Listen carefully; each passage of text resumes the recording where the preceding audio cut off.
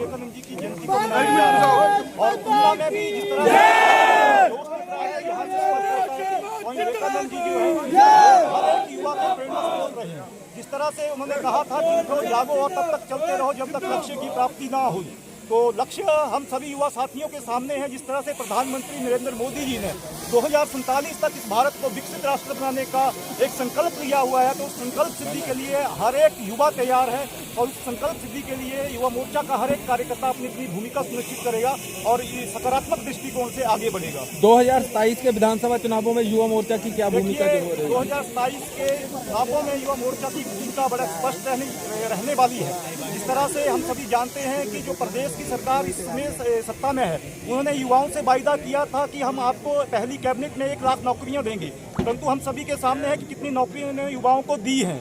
और युवा अभी जो हैं रोजगार के अवसर ढूंढ रहे हैं, उन्होंने पूरे रोजगार के अवसर जो समाप्त कर दिए हैं। इन्हीं मुद्दों के साथ हम 2027 के चुनावों में जाएंगे और युवाओं का जो जोश यहाँ दिख रहा है और जो यहाँ पर निकम्मी और भ्रष्ट सरकार बनी हुई है, उसके खिलाफ मोर्चा खुलेगी और आने वाले समय में 2027 में भारतीय जनता पार्टी की सरकार बनेगी।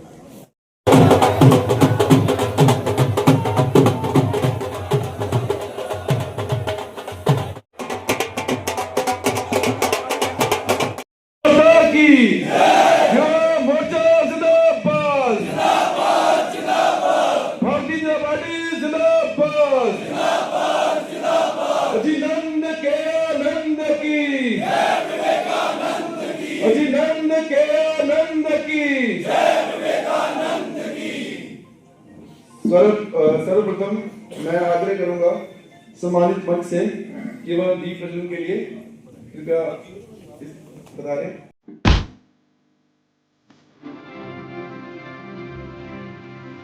भारतीय जनता युवा मोर्चा ऊना द्वारा युवा दिवस के उपलक्ष्य पर एक भव्य युवा सम्मान समारोह का आयोजन किया गया। इस कार्यक्रम में युवाओं की उपलब्धियों को सम्मानित कर उन्हें आगे बढ़ाने के लिए प्रेरित किया गया।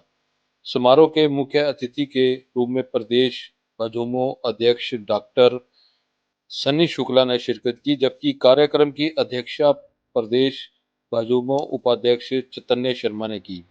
इस अवसर पर ऊना जिला के 10 मंडलों से भाजपा के अध्यक्ष व कार्यकर्ताओं ने बड़ी संख्या में कार्यक्रम में भाग लिया।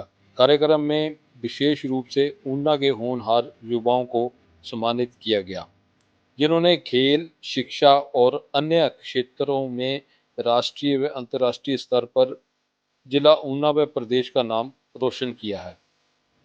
समारोह में अंदौरा के पैरा एथलीट निशांत कुमार के परिवार की विशेष उपस्थिति रही। निशांत कुमार ने हाई जंप में 4 बार वर्ल्ड चैंपियनशिप, पैरालंपिक खेलों में 2 बार रजत पदक और 1 बार स्वर्ण पदक जीतकर देश के लिए ऐतिहासिक उपलब्धियां हासिल की हैं। उनकी इस उपलब्धि पर उपस्थित सभी लोगों ने उनका अभिनंदन किया। इसके अतिरिक्त जिन प्रतिभाशाली युवाओं को सम्मानित किया गया, उनमें गगरेट से सादिया बेगम जूनियर स्टेट लेवल चैंपियनशिप में स्वर्ण पदक जीता है। जैस्मीन कौंडल, प्रिया डडवाल, उमंग जसवाल जिन्होंने अंडर 14 राष्ट्रीय हॉकी टीम में उनका चयन हुआ है। वंश ठाकुर जिन्होंने इंटरनेशनल व नेशनल कराटे चैंपियनशिप में कांस्य पदक जीता है। चाहत मिन्हास नेशनल हॉकी टूर्नामेंट में जिनका शानदार प्रदर्शन रहा है। अर्पिता राणा व अन्य को सम्मानित किया। कार्यक्रम को संबोधित करते हुए प्रदेश अध्यक्ष डॉक्टर सन्नी शुक्ला ने कहा कि देश का भविष्य युवाओं के हाथ में है और भाजपा व भाजपा युवाओं की प्रतिभा को निखारने तथा उन्हें हर संभव मंच प्रदान करने के लिए निरंतर कार्य कर रही है। उन्होंने युवाओं से राष्ट्र निर्माण में सक्रिय भूमिका निभाने का आह्वान किया। इस अवसर पर जिला भाजपा अध्यक्ष श्यामनाथ, जिला भाजपा अध्यक्ष रजत राणा, विधायक सतपाल सत्ती, पूर्व विधायक बलवीर सिंह, पूर्व विधायक देवेंद्र भुट्टो, प्रोफेसर राम कुमार व सभी मंडलों से आए हुए युवा मोर्चा के अध्यक्ष व पार्टी के वरिष्ठ नेता व पदाधिकारी उपस्थित रहे।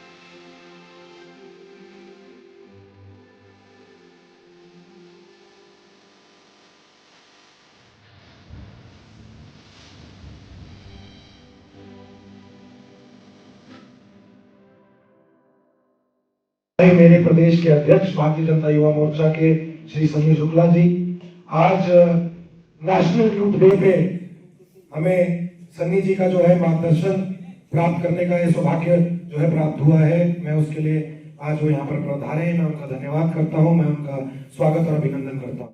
And last but not the least and why we are here, मैं सबसे पहले जो हमारी ये शुरुआती पंक्तियों में बैठे हुए हमारे मेधावी, हमारे जितने भी छात्र हैं, जितने भी हमारे स्पोर्ट्स पर्सन हैं, आप लोग यहाँ पर आज जो है इस प्रोग्राम में आए, आपने हमारी इस प्रोग्राम की जो है कहीं ना कहीं आन बान शान बढ़ाई। मैं आपका स्वागत करता हूँ और एक बार ये सभी के लिए जोरदार तालियां।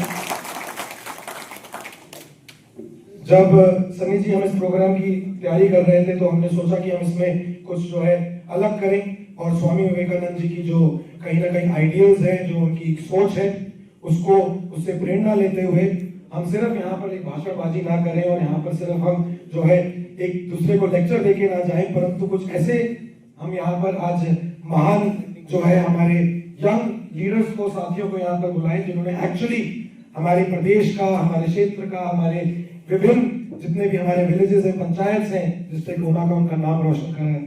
तो आज अब हमारे बीच में आए हैं, जैसे मैंने कहा मैं आपका स्वागत करता हूँ। सारे मंडलों से जो है यहाँ पर आए हैं।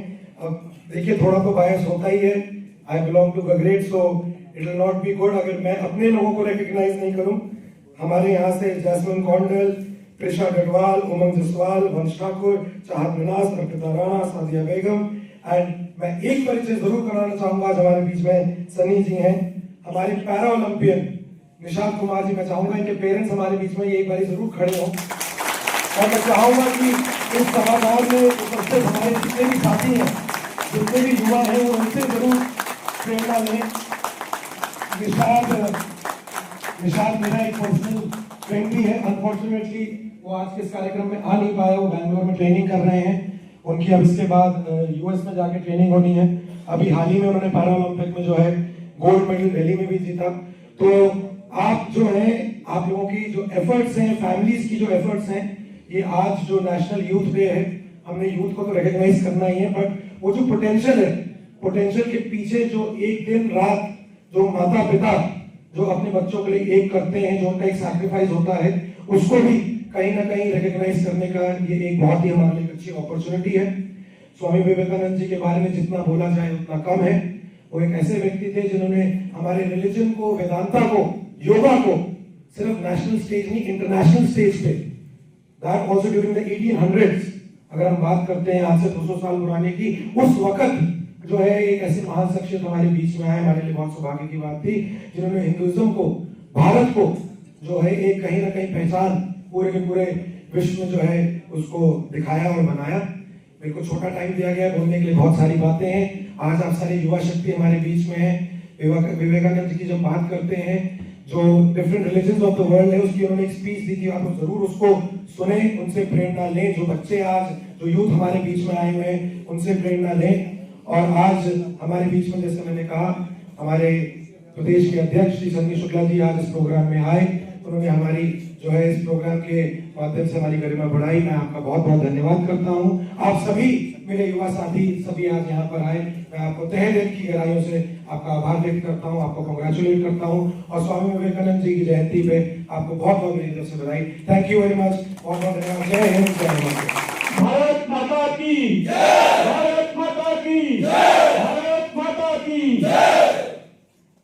आज स्वामी विवेकानंद जी की जयंती को पूरे देश भर में पूरे उत्साह के साथ मनाया जा रहा है और ऊना जिला में भी स्वामी विवेकानंद जी की जयंती को हम पूरे उत्साह के साथ इस सभागार में मनाने जा रहे हैं।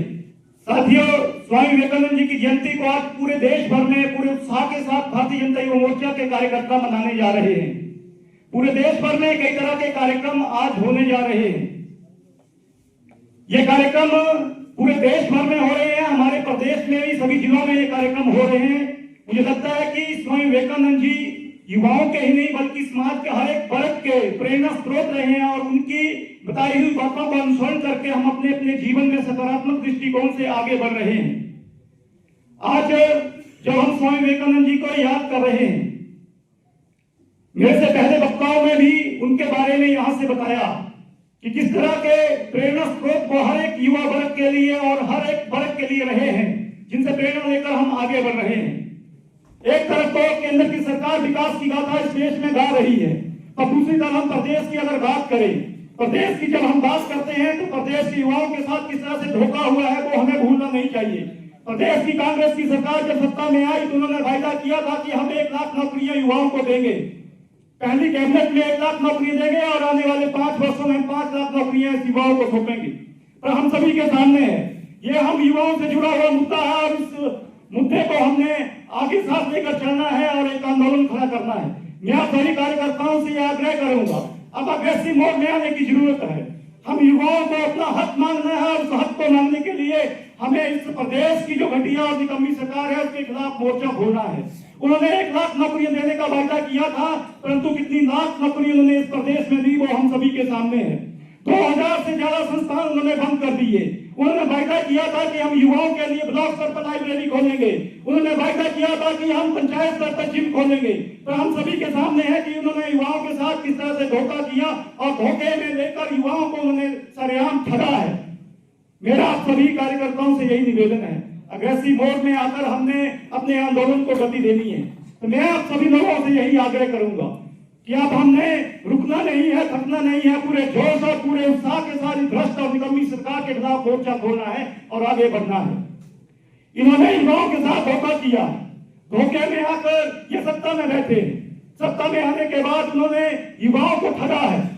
ठगने के बाद आप देख सकते हैं किस तरह की नौकरी उन्होंने इस प्रदेश में निकाली है।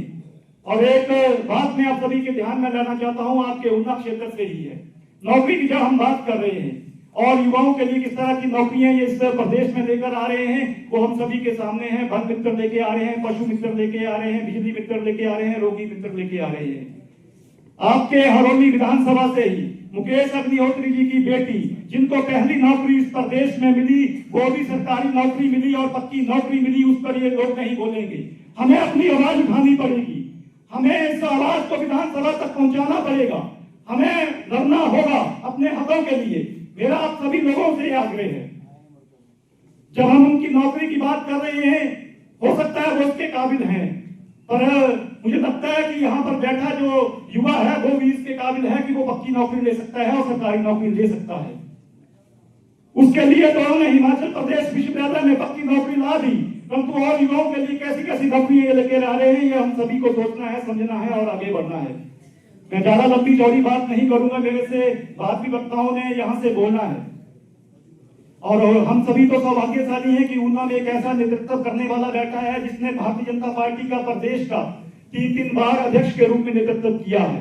और मेरा सतपाल जी से ज्यादा परिचय नहीं था, परंतु मैं हिमाचल प्रदेश विश्वविद्यालय में पढ़ा हूँ और जब हिमाचल प्रदेश विश्वविद्यालय में पढ़ा हूँ तो वहां पर सतपाल जी की बात होती थी तो किस तरह से ये आंदोलनों का नेतृत्व करते थे और आगे चलकर उन्होंने प्रदेश का किस तरह से नेतृत्व किया। हम सभी के लिए सौभाग्यशाली है कि हम ऊना जिला से संबंध रखते हैं। मैं ज्यादा लंबी चौड़ी बात नहीं कहूंगा, बस 2 पंक्तियों अपनी बात खत्म करना चाहूंगा कि विकल्प मिलेंगे बहुत मार्ग से भटकाने को, विकल्प मिलेंगे बहुत मार्ग से भटकाने को, संकल्प एक ही काफी है मंजिल तक जाने को। तो हम सभी ने ये संकल्प इस दौर से लेकर निकलना है कि 2027 के जो चुनाव आ रहे हैं, 2027 के चुनावों में हम युवाओं ने अपनी महत्वपूर्ण भूमिका सुनिश्चित करनी है, पूरे जोश और पूरे उत्साह के साथ आगे बढ़ना है। और जो 2027 के चुनाव है, भारतीय जनता पार्टी की सरकार बनानी है और उस ऊना जिला से भी 5 की 5 विधानसभा सीटें जीतकर भारतीय जनता पार्टी की झोली में डालनी है और आगे बढ़ना है इन सबकों के साथ। जय हिंद, जय भारत, धन्यवाद। भी ये आपके माध्यम से कहा है कि जब से प्रदेश में सरकार आई हुई है उन्होंने युवाओं से एक वायदा किया था कि आपको पहली कैबिनेट में 1 लाख नौकरी सौंपेंगे और आने वाले 5 सालों में हम आपको 5 लाख नौकरी सौंपेंगे। और हम सभी के सामने है कि युवाओं के साथ किस तरह से उन्होंने धोखा किया है।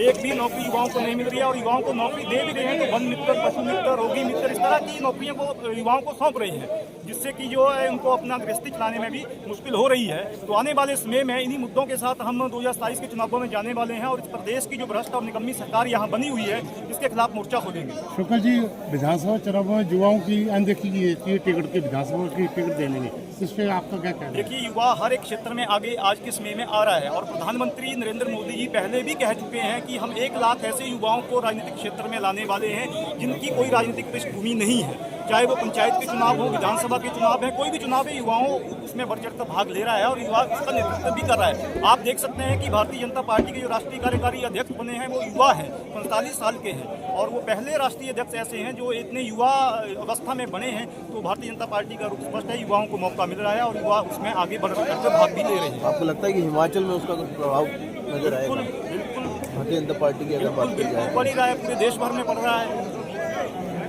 धन्यवाद।